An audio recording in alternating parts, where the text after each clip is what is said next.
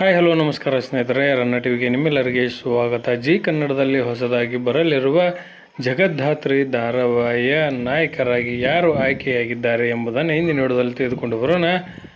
ನೀವು ಸಹಿತ ಈ ಧಾರಾವಾಹಿಯನ್ನು ಇಷ್ಟಪಡೋದಾದರೆ ಈ ವಿಡಿಯೋಗೆ ತಪ್ಪದೇ ಒಂದು ಲೈಕ್ ಮಾಡಿ. ಪಾರು ಧಾರಾವಾಹಿ ಖ್ಯಾತಿಯ ಮೋಕ್ಷಿತಾ ಪೈ ಅವರನ್ನು ಆಯ್ಕೆಯಾಗಿ ಕಾಣಿಸಿಕೊಂಡಿರುವ ಜಗದ್ಧಾತ್ರಿ ಧಾರಾವಾಹಿಯು ಇನ್ನೇನು ಕೆಲವೇ ದಿನಗಳಲ್ಲಿ ಬರಲಿದೆ.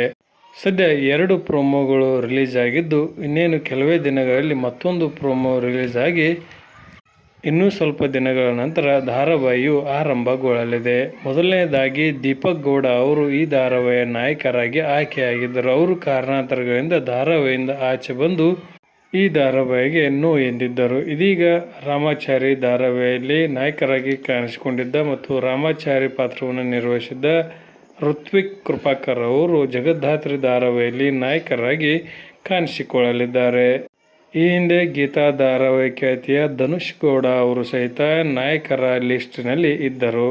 ಇದೀಗ ಋತ್ವಿಕ್ ಕೃಪಾಕರ್ ಅವರು ಅಂತಿಮವಾಗಿ ಜಗದ್ಧಾತ್ರಿ ಧಾರಾವಾಹಿಯ ನಾಯಕರಾಗಿ ಕಾಣಿಸಿಕೊಳ್ಳಲಿದ್ದಾರೆ. ಇಲ್ಲಿ ಮೋಕ್ಷಿತಾ ಪೈ ಅವರ ಪಾತ್ರವೇ ಹೈಲೈಟ್ ಆಗಿದ್ದು, ಇಂಟೆಲಿಜೆನ್ಸಿ ಆಫೀಸರ್ ಆಗಿ ಮೋಕ್ಷಿತಾ ಪೈ ಅವರು ಕಾಣಿಸಿಕೊಳ್ಳಲಿದ್ದಾರೆ. ಇದರ ಬಗ್ಗೆ ನಿಮ್ಮ ಅನಿಸಿಕೆಯನ್ನು ತಪ್ಪದೆ ಕಮೆಂಟ್ ಬಾಕ್ಸಲ್ಲಿ ತಿಳಿಸಿ. ಧನ್ಯವಾದಗಳು, ನಮಸ್ಕಾರ.